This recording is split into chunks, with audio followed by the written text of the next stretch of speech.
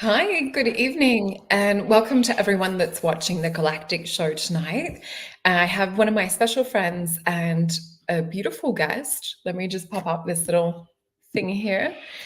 So we've got Barry Littleton joining me, and Barry and I have been friends and experiences for many years now. So I was so excited for the opportunity to be able to bring you on today, Barry, and to introduce you to the Maison Jupiter audience, and for some people that might not have seen your story. So what I'm going to do is pop up a few windows, and then we'll get into intro and into your bio and things.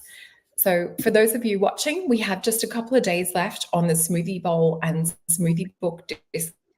So this will end on July 7th.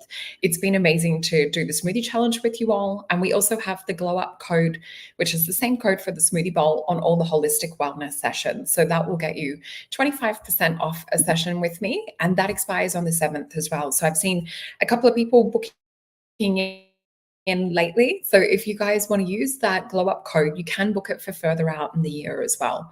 So we dive deep looking into health, wellness, mental, emotional, physical, spiritual. We really look at goal setting and how we can get you to a goal, as well as really looking at the deep root causes of a lot of wellness issues and things. So yeah, remember to use GLOWUP on the code. It does say on our little thing that we've got expires on June 26th, but it's actually the 7th of July. And if you guys can please show us some love today.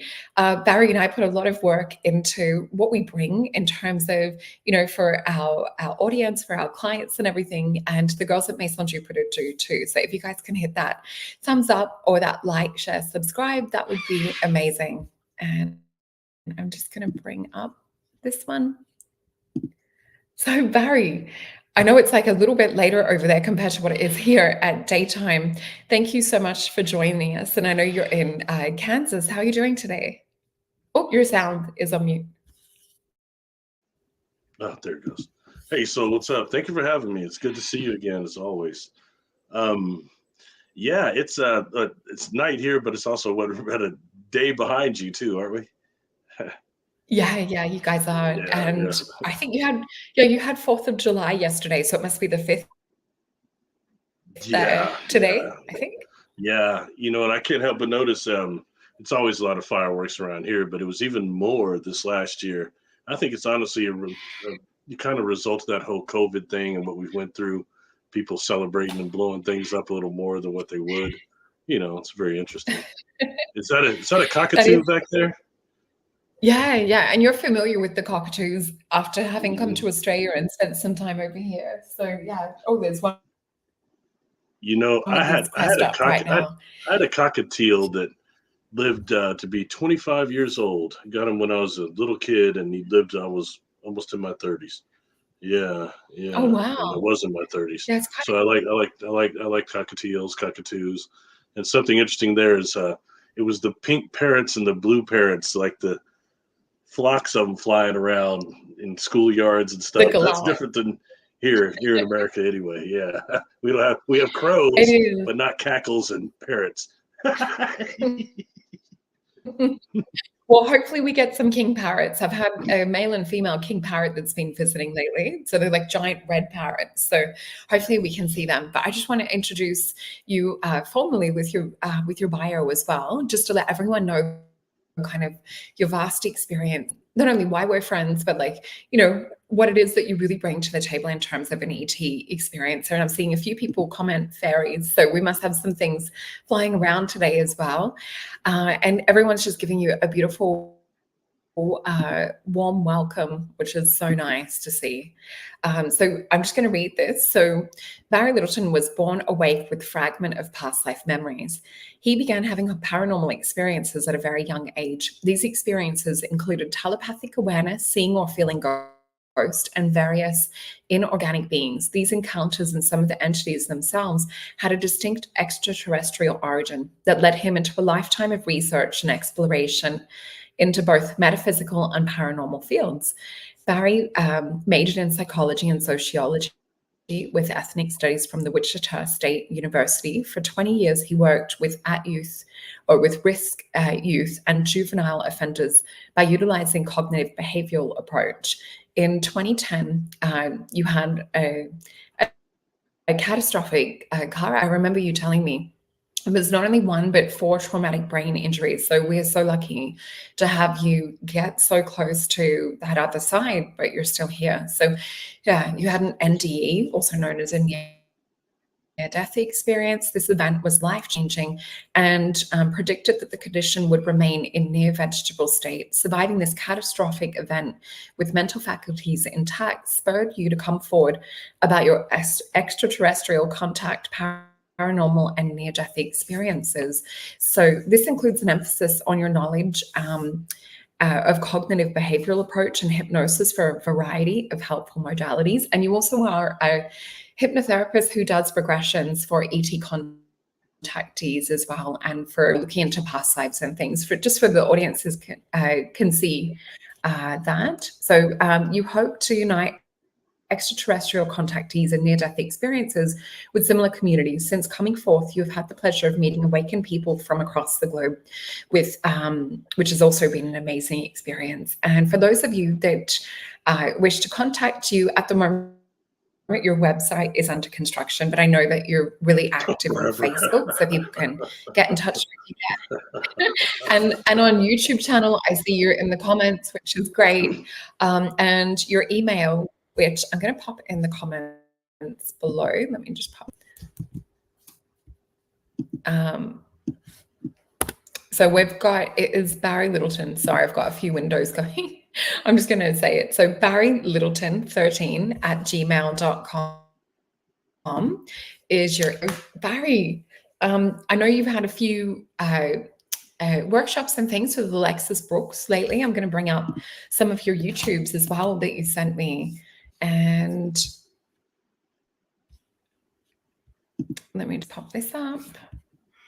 So you had one that was like on Earthbound Spirit. You did a workshop with Alexis Brooks. So people might want to go over to Barry Littleton is the name of your channel and subscribe, because you won't be sorry. There's so much amazing information, and I love it how you can link the psychology and the science. And I've never met someone that's got such an extensive vocabulary when it comes to things that we would consider to be like Star Trek terms. Thanks. Getting a with weird, this one, I know like delay in here. So if I'd like respond late, that's what it is. There's a delay like every couple of seconds. That's all right. We'll work through it. I figure it's good information. Yeah, so I noticed there's forces that don't want it to come out, you know. Yeah, it's interesting sometimes how we can have strange internet. I know that, you know, not only have I had it, but I know you've had strange things happen as well. So maybe if we could sort of start, I know that like it was around, I think, and I wrote this down, around age 7, you were having like interesting childhood experiences. So you would have a friend that would appear like in the playground and communicate and talk to you. Do you maybe want to start out, because I know you and I both childhood experiences, which not a lot of experiences are. Some people will have experiences start later in life, but can you maybe sort of set the scene and explain to us what it was like as a child having these experiences? And I know you came from quite a loving, supportive family, you know, as long as it was sort of positive contact and things, they were quite embracing of you. Yeah. You know, I didn't, for the most part, talk about it. You know, I mean, things seemed to really ramp up when I was 7 years old. And even before that, I can remember being in what some people call that mystery school, you know, which is where you're doing things with your mind on a table. You've got these different things like a feather to move around, a bowl of water to move, to spin. And then you actually move these balls, these levitation balls. And I think a lot of people have been in like a school like that or something and been through something like that when they were kids. But for me, you know, I wanted to kind of not take all that as tangible as what started happening to me, these childhood experiences, to when I got about in the 6th grade and I had this acid rain experience I talk about, where it went so much from what could have been slight, like almost partial fantasy to absolute reality. It's interfering with my daily life. So that's when, you know, these things start, I think you can't just ignore it anymore. You know what I mean? But at that point, when I started having my adult onset experiences, it started missing a lot of time in 4 different experiences. So that's when I had to take it to another level, you know, and those were more tangible experiences to me, because when you're there on board a craft or somewhere and you can touch things, you know what I mean? It's much more tangible, so to speak, than when you're in the dream body or the physical body. You might Yeah. think you got a body, but then you find out you actually don't. But in reality, a lot of people have those experiences because they don't have to go through the physical problems like I did when I was having these physical experiences, such as being on board that craft, being sick, feeling like you're on a merry-go-round about to puke. You know what I mean? Then you've got technology you don't recognize and everything. Anyway, back to what you were saying. It was the childhood experiences is how it started off. I had, Yeah. then when I was about 7, I had not just this kid that was coming around sometimes, was a little younger. And I saw him on a ship years later when I was in the 6th grade, that acid rain experience I mentioned. But it was also when I was 7, I saw my first quote unquote UFO with my mother. And it was outside of a place called Eastgate Mall, but where I lived. And she was actually taking to get me another toy. It was my 7th birthday. And for anybody, I'll give my age away a little bit. She'd gotten me a toy that was called a Stretch Armstrong. I had a stretch monster. And you stretched it. I'll stretch it. The first day it started leaking this red stuff. So my mother said it was some sort of nuclear goo, and we took it back to the store immediately. And we're going between one store to another. And it was outside, and we saw this UFO. And, you know, it's interesting thing about that is that as years passed, I kind of had forgot about it. And, you know, when I was in my 30s, my mother called me up. She said, I got some stuff at the house. I'm going to throw it away. So if you don't come get it. So when I got it, it had to be this my Omni magazines, like a whole box of them. I used to get Omni magazine back in the early 80s because it had a section in there called Antimatter. And Antimatter talked all about extraterrestrial life and contact scenarios and stuff like that. So I was into it. And I'm looking at this thing, and my mother walks by. It's one of the, it has this different UFOs in this article I was reading out of there. My mother walks by and points to it. Oh, that one right there looks like the one that we saw. I said, what? And she looks at me and goes, oh, you and Mr. Creepy Star Trek member, you remember everything. How do you not remember that UFO we saw? And, you know, I had to ask several questions to kind of trigger my memory. And, you know, that immediately alerted me, because the only time I'm missing time like that is when when the ships were involved, or these beings are involved. And, you know, and I asked my brother's siblings are much older than I. One of them is 18 years older than me, the other 13. My brother's 13 years older than me. I asked him, I said, man, I must not have, makes you think I didn't see that thing the way Mama had to describe it to me. He started yelling at me, but my brother's a big fan of yours. He said, heck no, man. Yeah, you saw it, man. He said, you talked my ear about it. Both you and Mama talked my ear off about it for over 2 days. You definitely saw it. And, you know, that's when I started really kind of tripping. And, you know, I'd seen a local psychic from my town that I started interacting with when I was 16, because this woman was going to wind up doing classes over the Uranta book. And she also posted some stuff in this is back in the days of like personal ads in the newspaper, like desperately seeking Satan. I mean Susan. Sorry, that movie. They were posting stuff in their personal bags, you know. Yeah, that. But she posted stuff in there, so I was going to meet this woman no matter what, you know, one of two ways. And so it was kind of how that just went further from there. You know what I mean? As far as meeting her and taking this further, because she had experiences. I wound up seeing her on one of these craft. You know what I mean? We talked about that later, but at that point, I don't want anyone to do readings on me. I can read. Don't give me that. But tell me what the beings were where I saw you, or you don't know. But she had told me. She does, you know, this just before I asked her any of that. She said, you know, your friend from that first ship you saw with a parent gave you something from that. I'm like, what? First of all, I'm thinking, you new age freak. I've never saw a ship with a parent, you know, and I don't know what you're talking about. And she's looking at me. She goes, you might not be able to remember it because it was about you. They were watching you. You think there was just some mission they were on, but they were watching you. And, you know, and I later on found out, you know, it's this stuff spawned me to start doing regressions and learning for myself why I was missing time in some of these events. And it's really bad if you have an event where you see like let's say you and I are hanging out. All of a sudden, we're standing by this lake, and all of a sudden, the ship comes, and you're missing 4 or 5 hours of time. But right after it happens, you can see these beings. You can still remember being on the craft. You can remember these things. And then the further you get from the event horizon, it starts getting fuzzy and it fades. Yeah. You know, And that's what I love about you too. It's like you really understand what it's like to be an experiencer and to have those kind of laps. But I know you've had like 4 or 5 hours of missing time in that. Your story, like it's still, after all these years, it's still one of my favorites.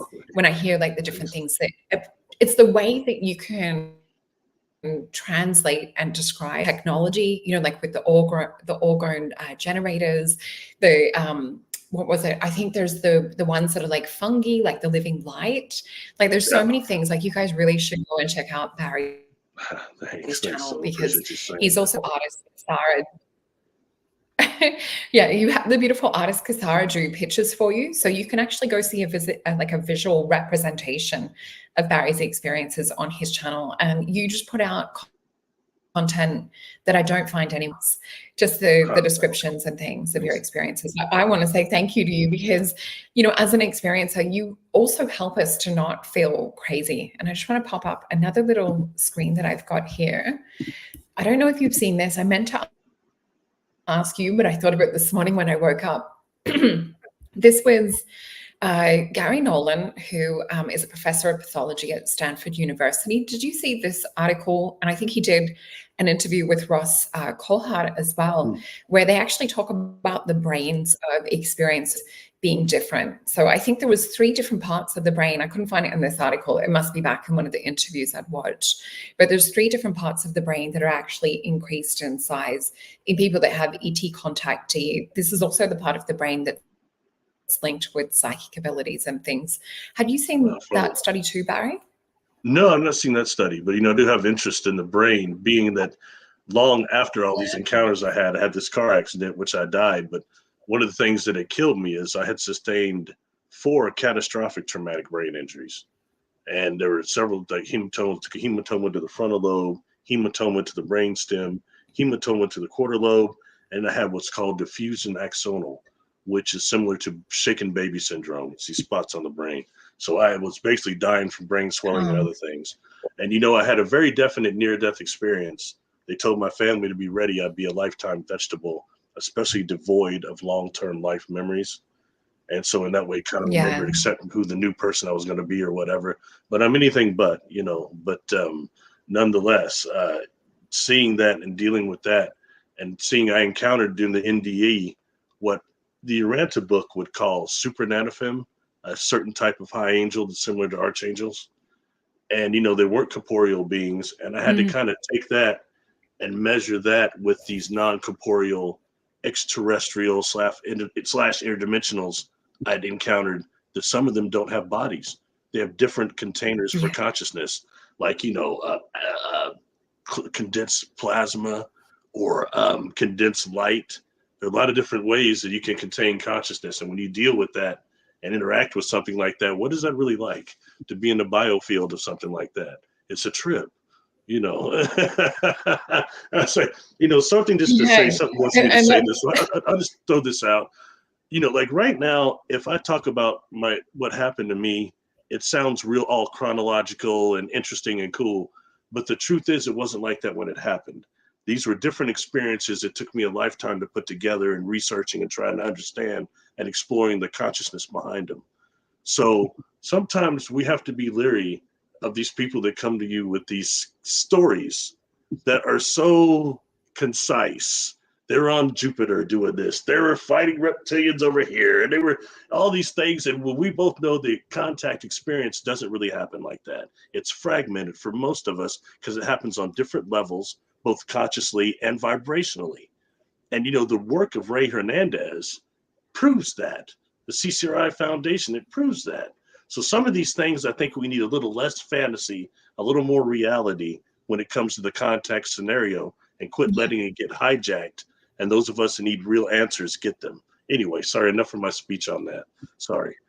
Oh, no, I totally agree. And I'm so glad that you said that. And I know I've seen you mentioned that in other interviews, and I'm like clapping in the background, just that someone said it, because a lot of people on different shows being interviewed and really talking about, this far out like story, and we're left with this feeling of, and this is where like I always talk about discernment, and I also want to mention, like, when I met you in just like what a trip that was, because I'm looking at you in person, but I feel like I know you from other, other times, other experiences, other timelines, like not just this physical lifetime, but other lifetimes and things too.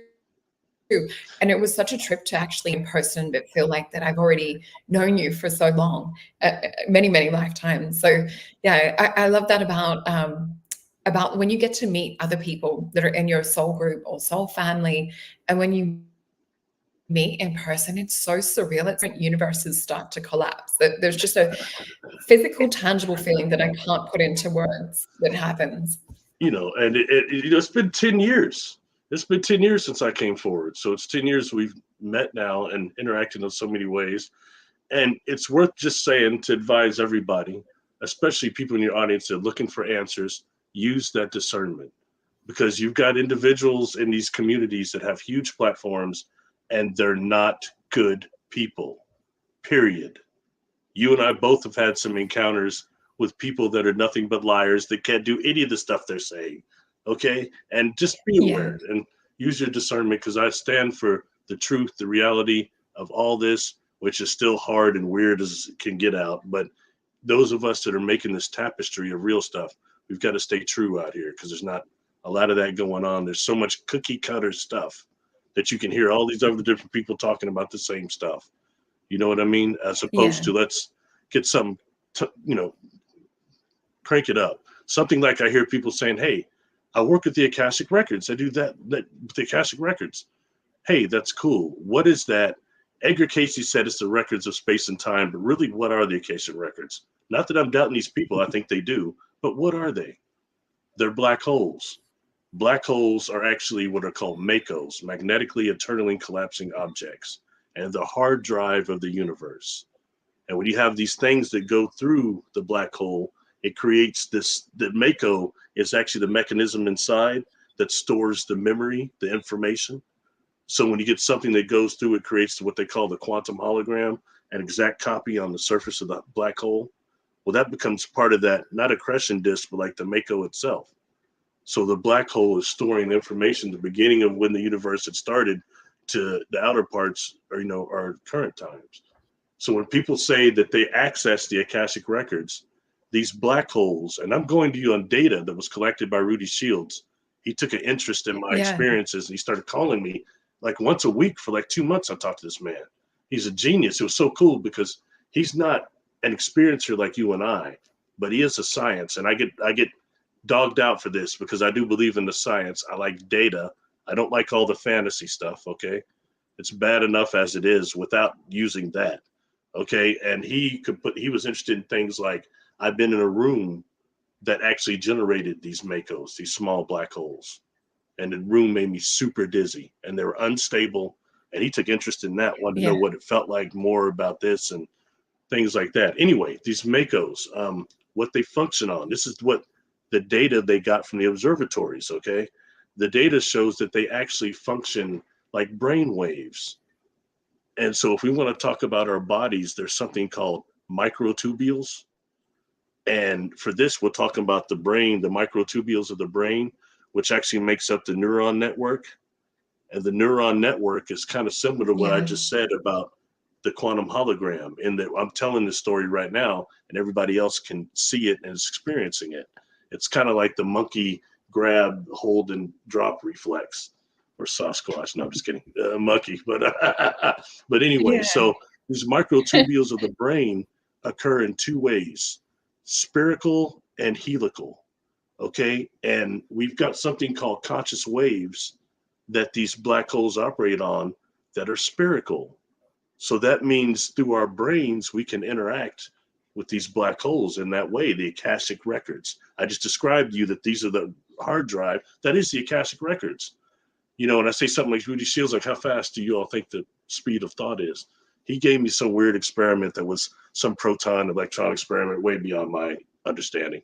But he said, we think it's around 100,000 times the speed of light. So that was instantaneous, Wow. even to one of these things. Food for thought, all right? Because, you know, people say, what are the Galactic It records? is. And I just told you. And it's so funny because I don't even think we've had this conversation, like connecting with my experience of black holes too. I remember laying in bed one night and all of a sudden spirit showed me a black hole and me to actually go and visit the void of that black hole. And I got the same information, that it was like a storage of information, everything that's ever happened in the universe. You can basically access all information from these black holes. So when you're talking the tubules and things like that in the brain, it's all holographic. That's the cool thing about it all. So yeah, I want to check out more of your black hole information. We did a show a couple of months back on black holes too. Mm-hmm.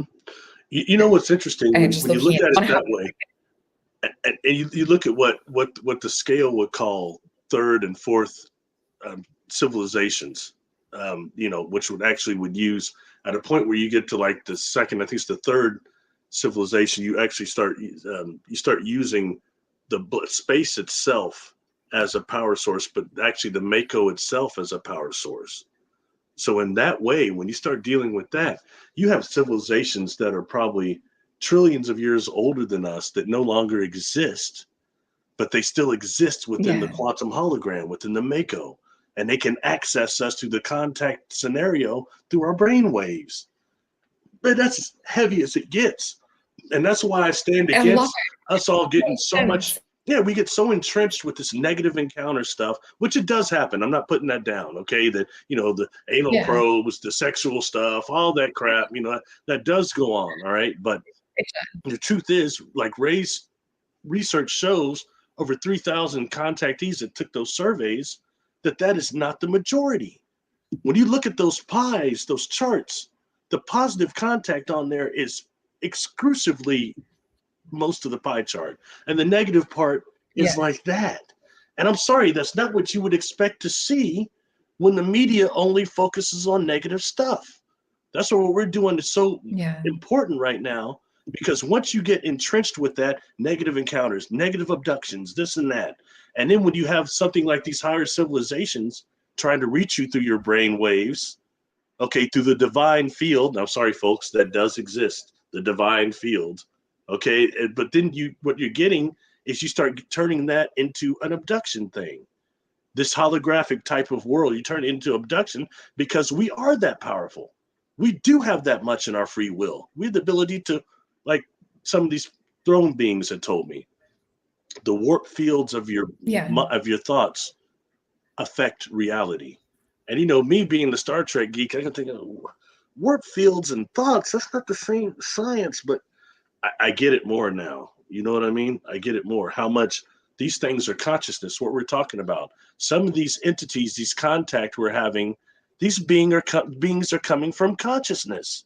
They're not coming from some space, some planet, or some even especially dimension. They're coming from consciousness. It's very hard to accept that, but it is what it is, Solreta. And for you and I, we're sort of on that similar level in terms of like having those non-organic contact experiences, and we both get a lot of downloads and a lot of information from these experiences. And it's rare to meet someone, you know, and I say this from my heart, where they have like that genuine, you know, like I know I could ask you things for experiences I've had. And I know I even came to you one time about an experience I had. And I said there was like a mist or something that I was breathing atmosphere. And I didn't even tell you that I woke up with a headache and I woke up feeling groggy, and you're like, oh, you had temporal asphyxia. And I'm like, what's that, Barry? And you're like, oh, it's to do with breathing that, you know, that kind of gas in that kind of environment. So I love it that with you, things that other people might not understand or might look at as crazy. I've been told I'm crazy for saying that black holes contain information and we can access them crazy. But, we're finding that we now have the science to back it up. So you're just such a great person to merge and bring these two worlds together. Well, thanks. I appreciate that. Something else about that temporal aphasia that happens on board craft, that mist, and to me, it smelled a lot like Windex each time I smelled it. Not quite even as much ammonia as Windex. But, another thing is that the inside and the outside of the craft are not in the same dimension. Not just the quantum hologram thing, but they're not in the same dimension. So in that way, it's the body that we're in now to be in an environment that can meet them halfway. We're not really suited for that. And that causes this aphasia, and to me, it felt a lot like being on a merry-go-round, or coupled with those of you that like roller coasters. When you go down on the roller coaster, the biggest one first, the first hill, it kind of takes your stomach. You know what I mean? It feels like your stomach's being taken by G-forces, and then this merry-go-round feeling. I couldn't figure out why I hated merry-go-rounds as a kid. And then you get bombarded with the air, and then you've got them in your mind giving you telethought. You're seeing technology that you really don't have a frame of reference for. These things all create a problem on memory retention, Yeah. But yeah, I think that's why the rooms are so important. Oh, sorry. That's why the regressions that you're doing are so important. I know with me having, somewhat sort of like groggy experiences, or experiences where I know that something happened, and a regression's really been able to help me out. I know there was one that I had, I think it was with Mary Rodwell, who you know as well. And in this experience, there was this ant being looking over the top of me, and I could feel like all this different information and things being telepathically sent to me. As a small child, we're sort of taught through Hollywood and through, programming to fear these sorts of things. So I just want to put people's mind at ease. If you're thinking of considering having a session with Barry as well, you are in the hands of someone who not only, a regressionist, but you also have that data bank of information, knowledge to kind of know what people are relaying to you and to help them make sense of it. And I think that's what's really special and unique and different about you, is you're not just a regressionist, with a background in psychology and things as well, but you really can help them after that experience to make sense of it all. Oh, I appreciate it. Thanks. Just for the record, so people are wondering, no, I don't do QHHT. I'm trained in a totally different thing.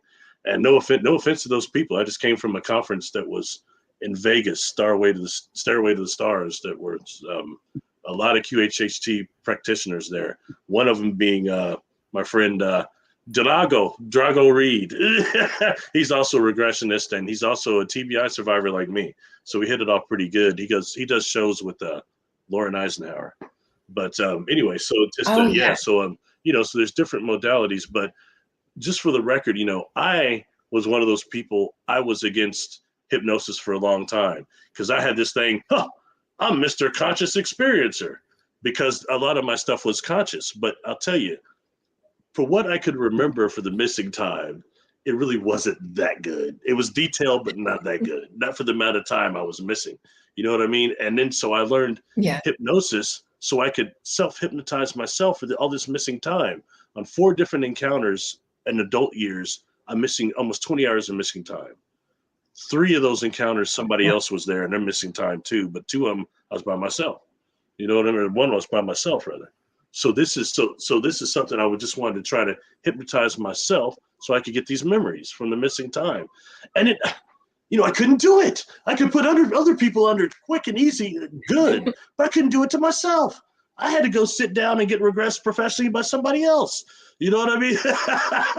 You know why? Because I know what you mean. I'd studied a little of hypnotherapy, but it's so much easier to go to someone else to have that facilitator, so you can fully let go. Yeah, you know why? Because I'm a paranoid brother. I'm nervous. I can't let go of control, so I can't relax. So and it's all relaxation. You know what I mean? So that's one of those ways that the interesting thing is when you actually get hypnotized and go deep into the relaxation, you understand the body's all relaxed, but the mind and the consciousness is on point. You know what I mean? And you actually have more control, and I call it the Yeah. totality of yourself, more control of yourself than you do normally in normal consciousness in terms of accessing your superconscious and subconscious, or whatever you want to play it, call it divide over self and all the fancy words people say, but whatever, we call it superconscious, but that part of the creator that is still in perfection that we can access. And it records everything. It records our soul life memories, something we're devoid of when we incarnate here. You know what I mean? Had a lot of talk about that soul. We used to have a lot of talk about that back in the day too. These people that go on about the soul traps and the false light and all that. You know, I got to tell you, I have my certain beliefs just based on this place and the demonic souls that run it and destroy our biosphere. The fact that evil has no place here and just kind of roams around like part of the population. Okay. That's a major problem. But these things made me think that this is the soul of the place of lost souls, where a lot of us are forced into reincarnation. And you have those people saying not going to light and all that other stuff. And that resonates with some people, you know? Well, let me tell you, now in Earthbounds, I've crossed over 500 now, Earthbounds. And the ones I'm talking about are inside the energy field. And as a medium, I can't detect them on the outside. No medium can. The ones on the outside will give you survival evidence. They'll communicate with you. They don't have a message for the person they're attached to or whatever. But you can perceive them in some way. These ones are different. They're so entwined in people's energy field, attaching to the places of trauma. I advise everybody to look up the actual charts, what body parts store what traumas. That's scientifically, psychologically proven, okay? They start attaching to the parts that you're storing trauma that is similar to something they had that they died with. You know what I mean? And then they start expressing it. So they're so entwined in the energy field, we can't detect them. And they express themselves as negative behavior patterns. Yeah. So that, that's a trip. I just got to dealing with somebody that. My clients as well. Yeah. And it totally makes sense. And it's, that generates a lot of energy, and it makes it a lot harder for someone to be able to get over those traumas or addictions and things like that. Because you see it also with, addictions as well as the traumas. And I'm glad that you mentioned about the soul trap side of things. Can you maybe touch on, and I know we shared at the start about your YouTubes where people can go check out The Living Light and look at the workshop that you did with Alexis Brooks. Oh, sure. As well. Can you maybe, I know this will be a burning question around, with your near-death experience, and when, what was it that you saw? What was it that, and you might not have consciously remembered it at the time, but I'm sure you've looked at it in regressions and things.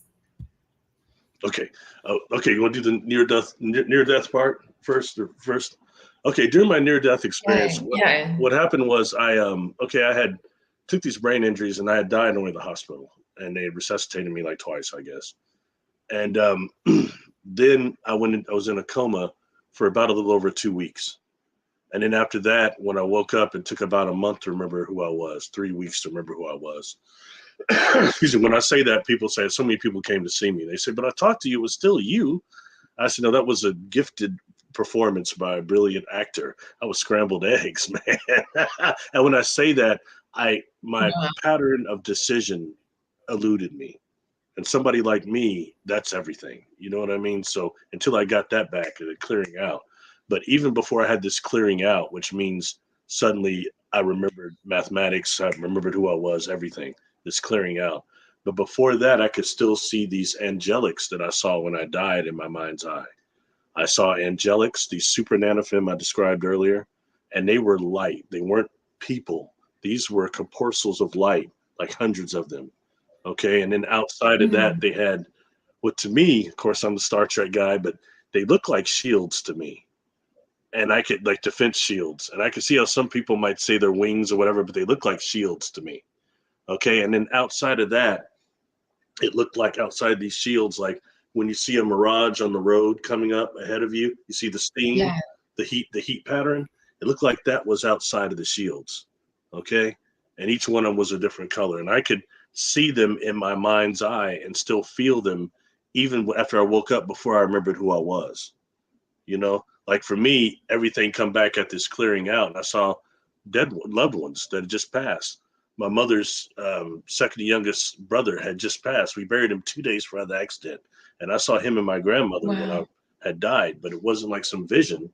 It's like I'm talking to you right now. We're at the old apartment Yeah. complex and there's a tree in the weird place. That's it.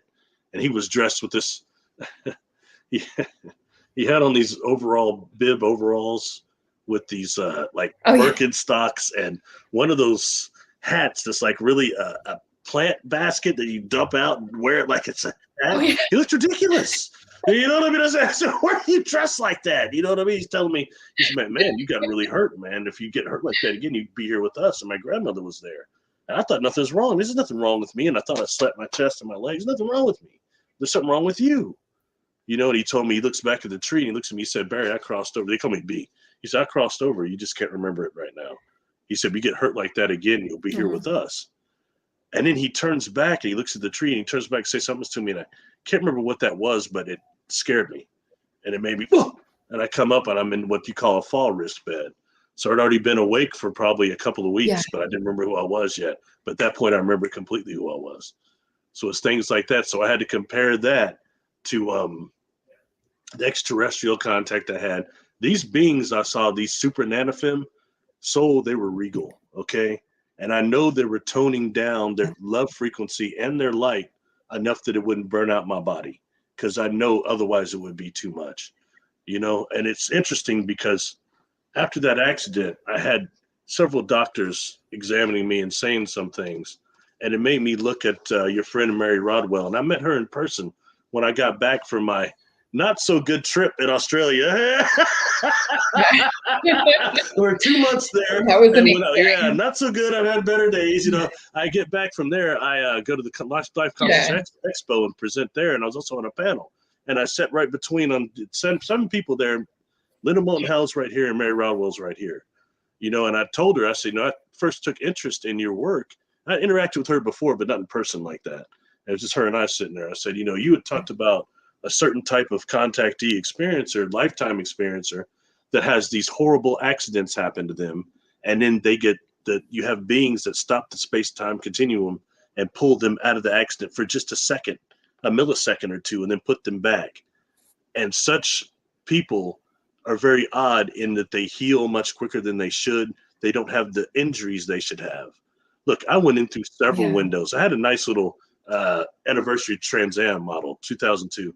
I went through the T-tops, okay? And people say, it looked like it was black. It reminds me of Knight Rider. Don't say that, because he had a button he pushed to the T-tops, like went up and he go flying out. No, I didn't have no button. I went through my T-tops. So I was one of the, concussions, the brain injuries I had taken. Yeah. So in that way, I took interest in Mary's deal, but the doctors were telling me, you're a very interesting patient. Why? Well, one is you went through all those windows. You didn't lose your teeth. And you didn't take the injuries quite like you should have had. And 3, you're recovering very fast. Even in Australia, I got told that I was recovering very fast. That's another thing.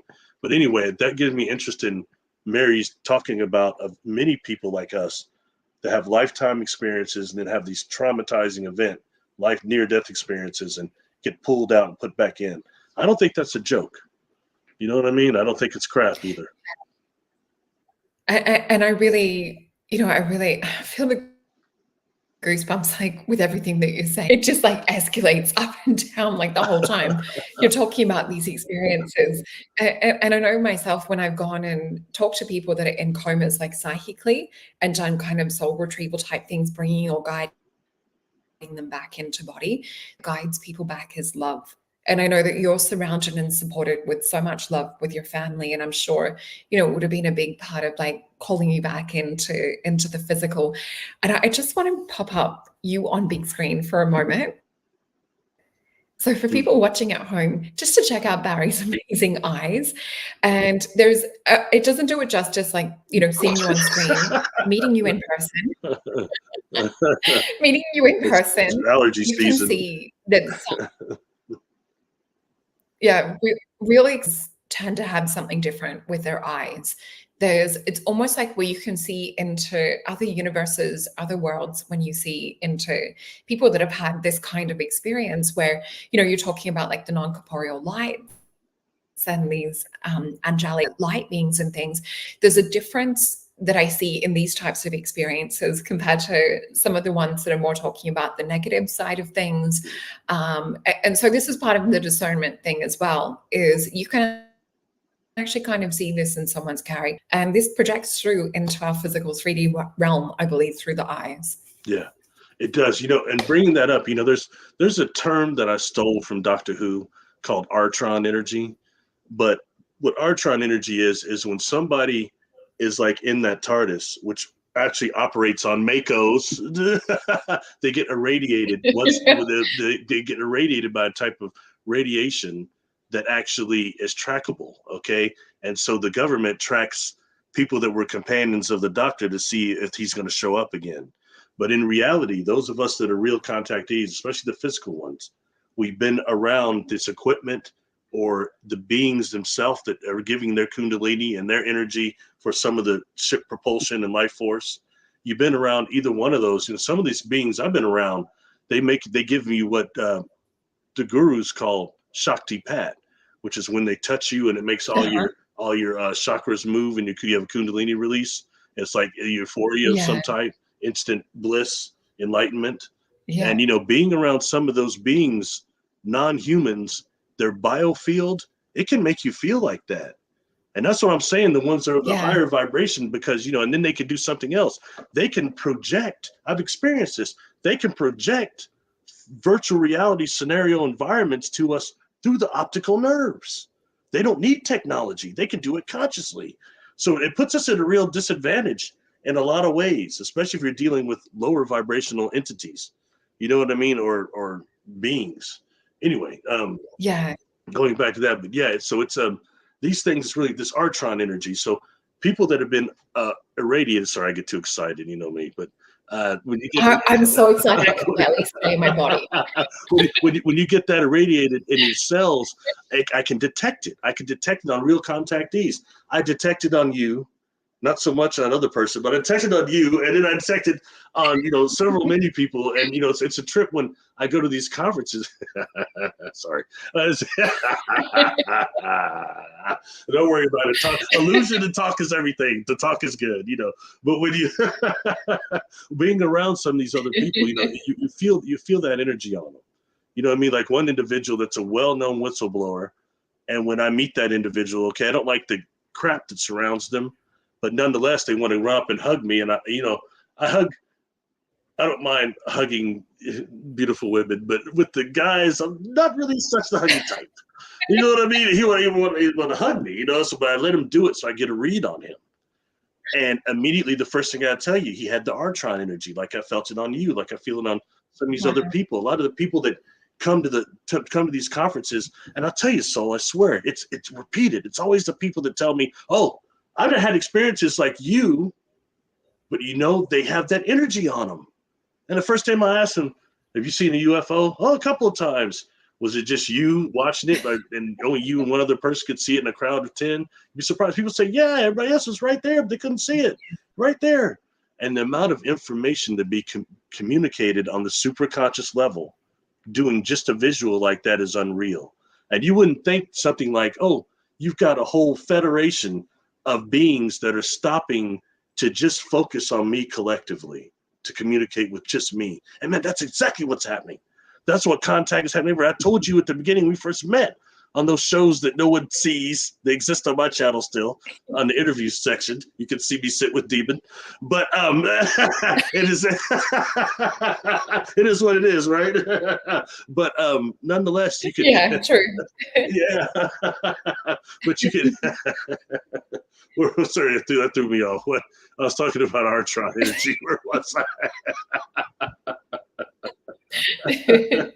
But seriously, I think that's really important. You can feel that. It's the people that say that to me, and then they've seen a UFO or something. The amount of information that is transmitted to the superconscious, and just the time you saw that, especially those of you that saw stuff before the era of drones, the era before drones were all over the place. That's real how a lot of contact happens. And I always told you that I thought 75 or more % of our population had contact, but are just unaware of it because it happens in the dream state. And when we experience other dimensions or other universes or other things. It comes in the dream form. You know what I mean? Because we're beings that respond to stimuli perception wise. Yeah. Oh, and you've just triggered a memory for me as well. I remember, some of my experiences, I'm seeing them as I'm asleep and I'm consciously awake within the dream space to interact. But then I open my eyes, and so many times these beings are actually standing not in the third dimension, but just outside of our spectrum of reality. And I can see them next to me. And I've woken up sometimes, screaming because like reality I'm in for a moment. And then when I calm down and I realize that, there's beautiful heart intent, that they mean no harm, they're just wanting to show that they're not just within the dream reality. Do you have those sorts of experiences as well, where you're like within two worlds at once? Yes. That's a good way you put that. Okay, so on my YouTube channel, if anybody goes there, please check out the playlist, because there's videos. I'm shadow banned and a lot of stuff won't come up if you go to the playlist. But there's a video I put out a while ago. It's called Gyrospheric UFO. You can go to the playlist, go to my personal encounters. It'll be on that playlist. The gyrospheric engine, but in reality, it might have been a brain for all I know. Okay. I think it's more worked in that way. But this thing, first of all, I'll just tell you the experience. I woke up and my experiences kind of stopped at about 12 and a half to about almost 16, almost 17. I had all these experiences and they kind of stopped, but I was also trying to kind of make them stop. I was tripping out, man. It was to start kicking it and have partying and stuff like that to try to make that stuff die down, but then regardless, they kicked back up when I was about 16, almost 17. And I woke up the first time it was on this ship that I'm standing by this device. And it looked like what now they call C60, okay? Yeah, okay, but actually this is a big thing, and it's got the hexagons in it, and it made me look, really investigating what they call the honeycomb conjecture, why bees use the hexagon to store their energy. Okay, and this thing looked like that, and around it had these rings, looked like 2 rings of Saturn, it looked like, and they're moving. Okay, and this thing is generating this intense, deep golden light that is going up, and this thing is big. It's going up to look like decks or something, or levels. Okay, and I can see what looks like people on like the first deck up there. Okay, and I'm thinking like, okay, first I want to see closer. I want to try to get up there. And something about those ships, when you throw some intent on something, whoop, you're there. I was up there. And man, and that this aphasia I'm talking about, it got really bad then. I was like, oh God, I remember I was really about to puke. But I'm watching a group of people. Wow. Okay, it's a group of about 7 people, and one of them is going and touching this light that's being projected by this contraption that's going up, and they're touching the light. And that's the first time I was told they called it AGLE, angelic golden liquid energy, but they also called it the living light. That's being put in my mind. Okay. And okay, the individual that I saw go up and touching this light, and I can say this now because I've released it, it was Susan Manwich, somebody who come into my life that I know now, that I've done some work with. Super cool, legitimate killer contact. You were just Yeah. The point where she did some stuff with John Mack and them, Yeah. So that's somebody I saw. She was touching this light. So I was 16. That was a long time ago. Okay. Somebody else is the gentleman that truly got me to come forward, who I did my first interview with. His name is Bill Spicer. He wrote a book called Fast Movers. He developed something called the quantum observational technique, which involves using polarized lenses or glasses and looking off a certain angle of buildings with the shadow, and you can see. It's interesting technique. He's basing that on non-locality and things like that. So, but you know what? He was somebody that was going and talking to my father at the corporation they were contracting with. He's a pilot engineer, okay? And he's talking to my father about these UFOs and taking pictures. My old man's 80-some years old at that point. He didn't care about that. He said, you need to talk to my son. He's crazy like you. So this guy's calling me and basically not harassing me, but asking me all these questions. And so I tried to act stupid. And he wouldn't buy it. You know, and then finally I had to go down and get something for my father at the office, and I saw this guy in person. And when I see him, oh my God, he's one of the people I saw standing in that group, waiting to touch the light. Wow.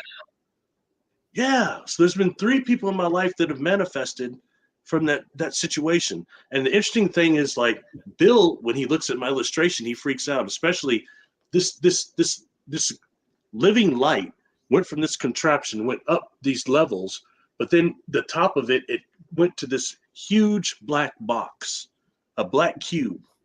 Okay.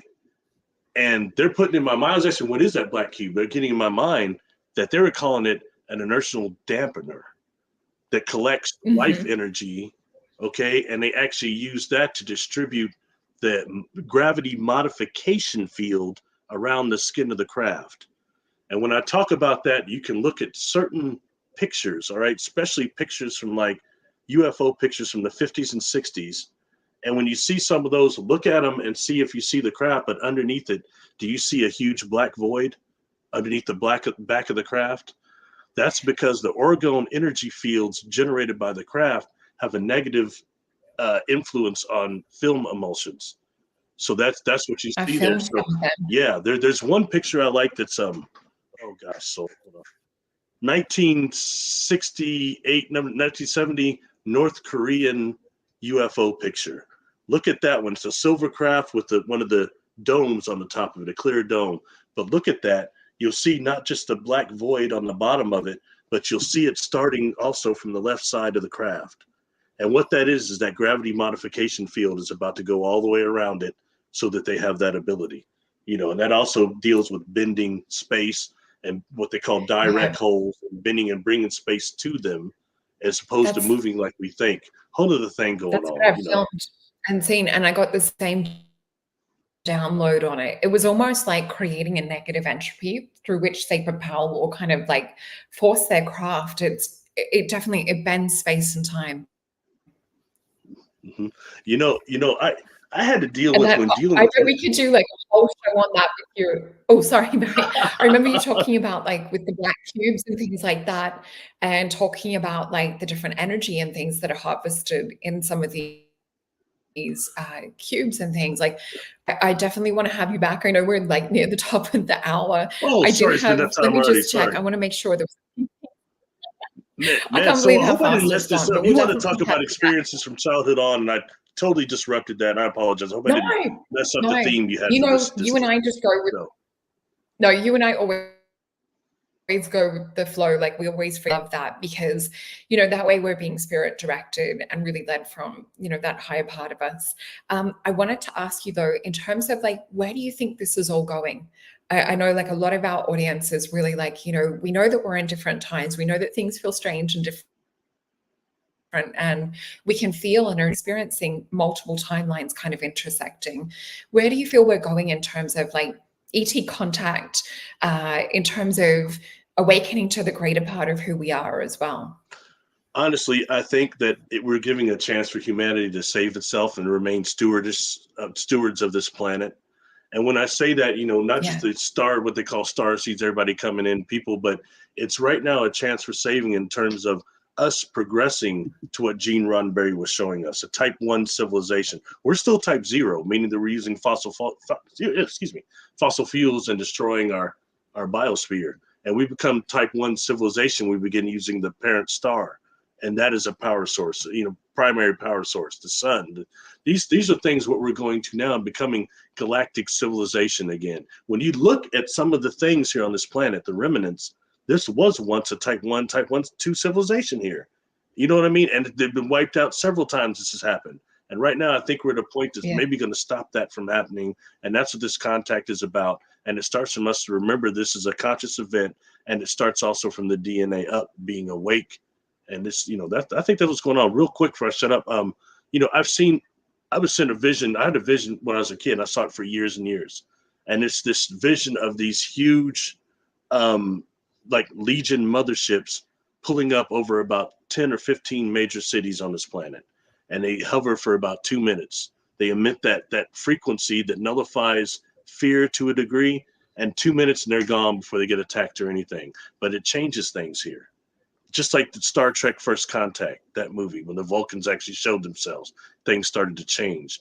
That's what that did. And I think that that timeline is being altered by these people with that, false alien invasion. What they're doing is trying to jump the timeline I've seen. That's what they're doing, trying to make it into a negative event or change it to something else altogether. And that happens at times of high solar activity. Be aware of the Mandela Effect and the solar edits you feel when high solar activity is going on, which is now actually. So. That's so true. I'm seeing that with clients in the auras. I was just sharing the show that there's like double layers of gold in people's auras that are really either, we're in that path of totality with the eclipse, or even people that are really, meditating and connecting with the sun, using those codes and upgrades, they're really different downloads of light that they're able to hold within this vessel. And people have just loved having you on. I wish that we can extend this out and just talk for the rest of the day. Like not even 2 hours would be enough, but I do want to just pop up your channel again. Thank you for doing that too. And I agree with you. I apologize if I went off topic. I hope that I didn't upset people. So. I'm a bit ADHD. I do that. So, I love that about you.